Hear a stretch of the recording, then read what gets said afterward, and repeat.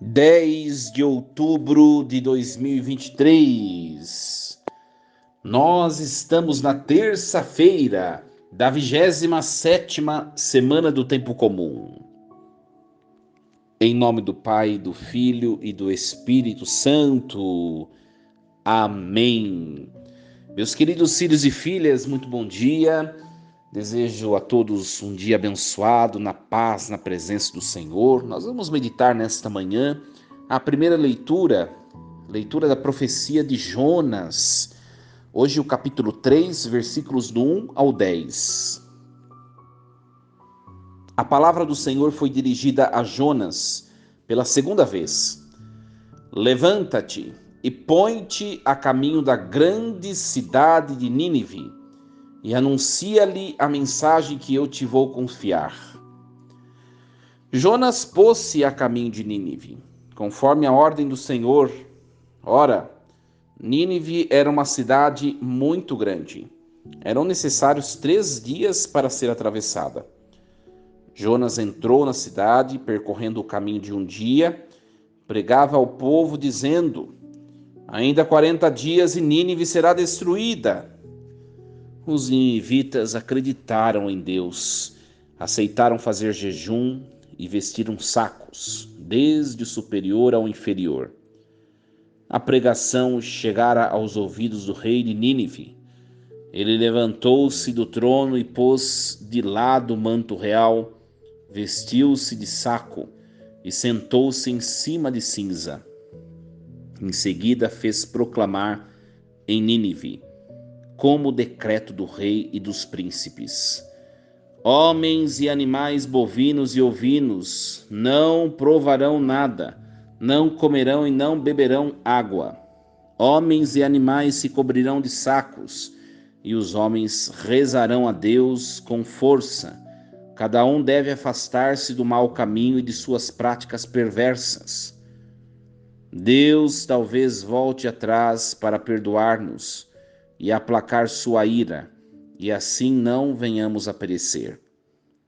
Vendo Deus as suas obras de conversão e que os ninivitas se afastavam do mau caminho, compadeceu-se e suspendeu o mal que tinha ameaçado fazer-lhes, e não o fez.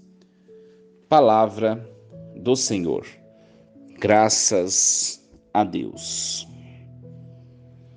Meus queridos filhos e filhas, nós vemos hoje a continuação do texto de Jonas, onde nós ouvimos o capítulo 1 e seguidos, né?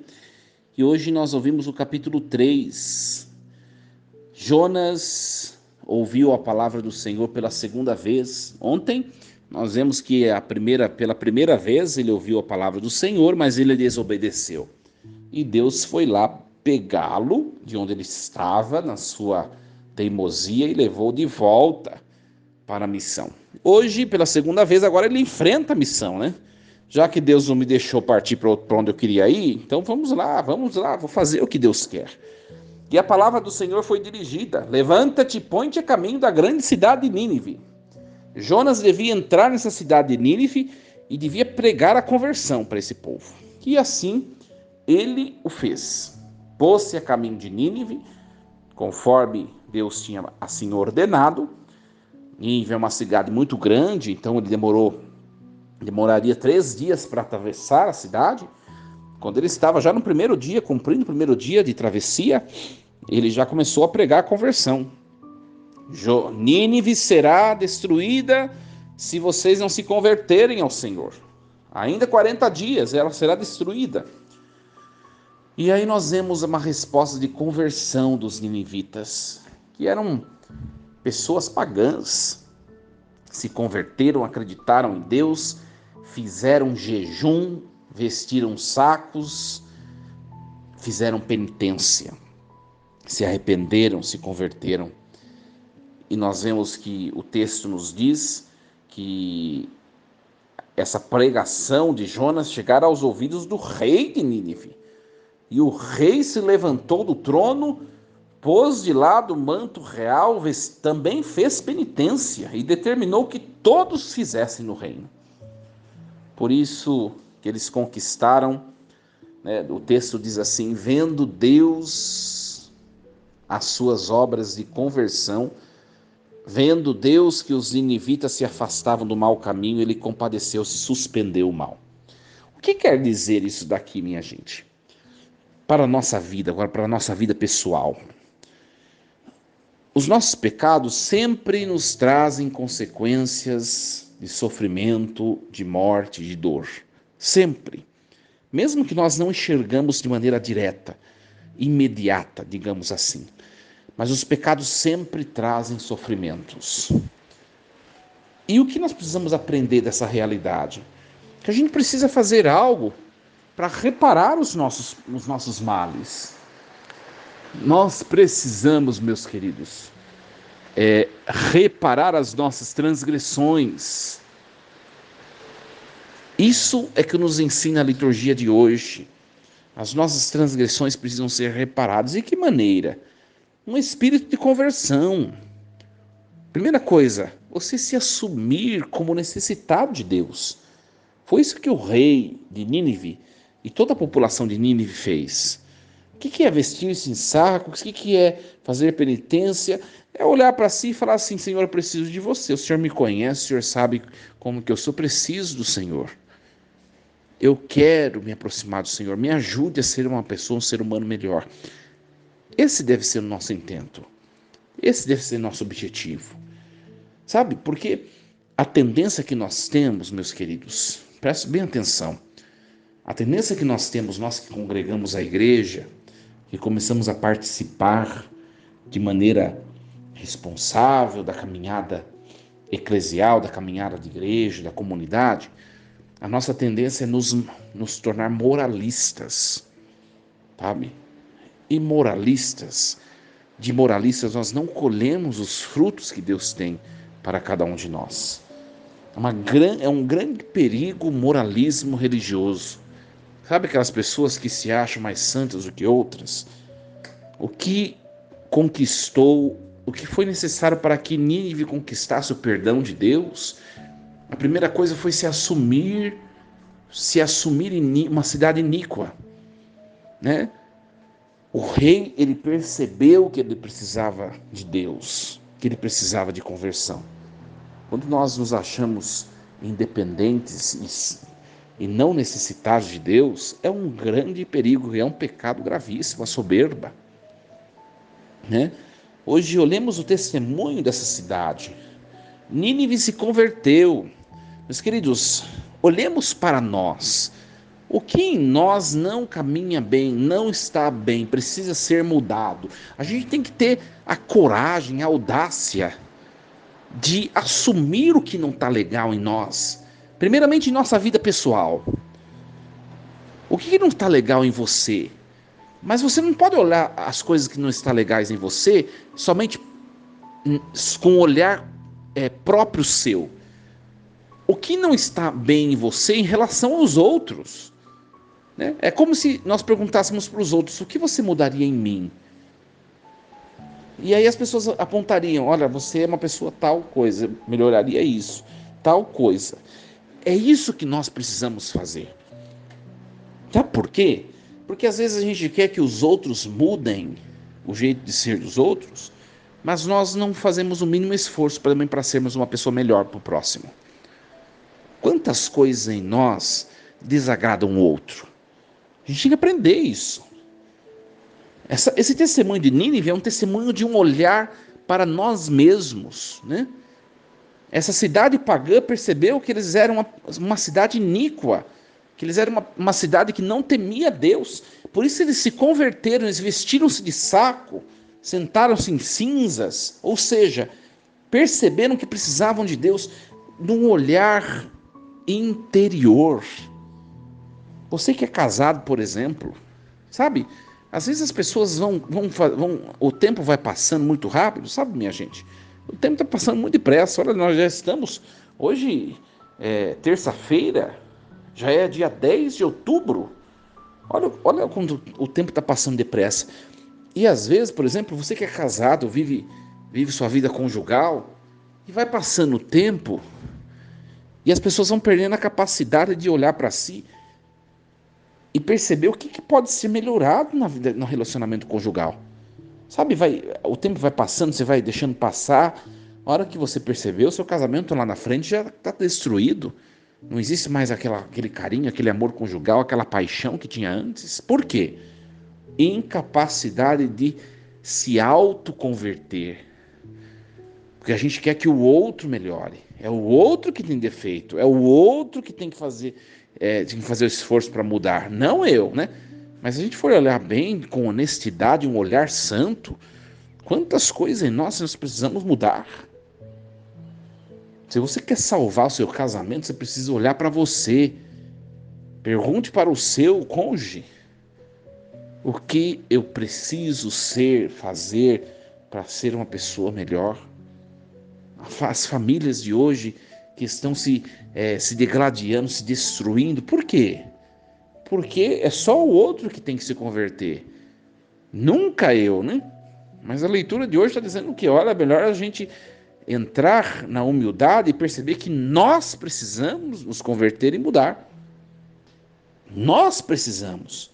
E não existe mudança sem esforço, minha gente. Não é fácil a conversão.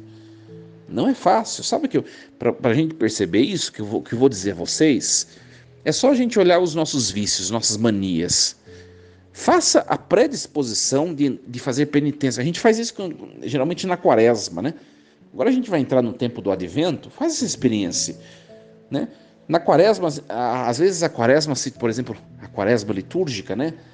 Antes da Páscoa, se tornou, às vezes, uma encenação. A penitência quaresmal, às vezes, se tornou uma encenação. Mas, na verdade, é uma experiência muito profunda quem faz de verdade. Qual é a experiência que a gente é chamado a fazer quando a gente faz penitência? Sobretudo no tempo da quaresma. A gente percebeu alguma coisa que a gente tem vício de fazer. Pega alguma coisa que você é apegado em fazer e faça disposição, se dispõe a ficar sem fazer aquilo, para você ver quanto é difícil se converter. Quanto é difícil fazer penitência. Tudo isso que essa cidade de Nínive fez, se converteu, vestiu-se em sacos, né? Fez penitência e por isso herdou a misericórdia de Deus, né? Conquistou a paciência de Deus, né? Tudo isso que essa cidade de Nínive fez não é fácil nós fazermos. Quando a gente faz penitência de verdade, né? Sobretudo na quaresma, a gente percebe, nossa, como nós somos escravos das coisas, como é difícil mudar. Não é fácil, meus queridos, mudar de vida. Não é fácil deixar uma mania que eu tenho porque desagrada o outro. Não é fácil mudar um aspecto do meu jeito de ser porque está destruindo meu casamento, porque está destruindo minha família. Não é fácil. Só que se nós não fizermos, nós destruímos as instituições que para nós são caras, são preciosas. Escuta o que o padre está dizendo. Se você não mudar uma coisa que é uma coisa muito importante, você sabe que você precisa mudar, você vai destruir seu casamento. Porque o outro vai se cansar de você. Uma hora vai se cansar de você. Se você não mudar algo que você sabe que você precisa mudar, que não está indo bem, as pessoas vão se cansar de você. As coisas vão começar a não funcionar mais. Não vão começar mais a desabrochar, desenrolar mais como antes. Então faça enquanto há tempo. É isso que o profeta Jonas gritou na cidade de Nínive. Daqui 40 dias Nínive será destruída se vocês não fizerem penitência, não se converterem. Esses 40 dias representa, sabe o quê? Representa o tempo oportuno de conversão. E é hoje. E é hoje. Não adianta querer, a gente vê isso, sabe? Na pessoa sacerdotal, né? Tem pouco tempo de sacerdócio, mas tive uma experiência de trabalhar numa paróquia muito penitente, muito frequente ao sacramento da penitência, que foi a paróquia São Francisco de Assis, né? As pessoas buscam de verdade lá o sacramento da penitência. Atendi muita gente, fiz direção espiritual para muita gente e atendi muitos casais que romperam o relacionamento, alguns deles de maneira definitiva, não tem mais jeito. E a pessoa busca o padre para se lamentar, Padre, se eu pudesse ter feito isso, antes eu fazia, mas agora meu esposo ou a minha esposa não quer voltar para mim. Pois é, não tem mais tempo, já foi. Portanto, se você ainda tem tempo de fazê-lo, faça hoje. Não deixe para amanhã. Amanhã pode não ter, não, amanhã nós não podemos dizer assim, nós não sabemos se amanhã nós teremos a oportunidade de fazer. Sabe? Não podemos enxergar, minha gente, toda essa questão, esse apelo à conversão que a igreja e que a Bíblia nos faz, nós não podemos enxergar isso como simplesmente uma privação religiosa. Às vezes tem pessoas que enxergam dessa maneira, e aí a religião vira um fardo, a religião fica insuportável, né? Parece que ser católico é, não ser feliz, né? Ser católico é ser uma pessoa frustrada, dá impressão nisso. Mas se a gente for analisar bem, é totalmente o contrário. É você fazer penitência. O que é esse apelo à conversão de que fala hoje na leitura? O que a igreja sempre fala. No fundo, o apelo à conversão não é moralismo religioso. O apelo à conversão é nós buscarmos ver o que não está legal em nós, em todas as dimensões. Começando pela dimensão pessoal, nós conosco mesmos. Depois, a nossa dimensão interpessoal, né? O nosso relacionamento com o outro. Nós olharmos o que não está legal e melhorarmos. É isso que é ser uma religião verdadeira. Não é fardo religioso, preceitos e leis e coisas pesadas. Não. É viver bem. É viver bem e viver plenamente todas as dimensões da existência. Eu tenho dito nesses últimos dias, na minha homilia, né? Aliás, nesse último domingo, foi o Evangelho da Vinha, né? Que representa a alegria de ser de Deus, né? O vinho sempre representa a alegria, né? E eu dizia, ser feliz ou ser um católico autêntico é você viver bem em tudo aquilo que você é. Se você vive bem, ordenadamente, santamente, vive plenamente todas as suas dimensões da sua existência, se você vive bem, está tudo funcionando bem, em todas as dimensões da sua vida, você é uma pessoa santa. Não é fardo religioso ou colocar veste religiosa, não. É ser feliz integralmente. Que Deus nos ajude a compreender esse mistério e que peçamos a Deus hoje, né, pela intercessão do santo profeta Jonas, a sermos plenos, a cumprirmos a vontade de Deus. Força e coragem, em nome do Pai, do Filho e do Espírito Santo. Amém. E lembremos-nos sempre, Deus está no comando de tudo.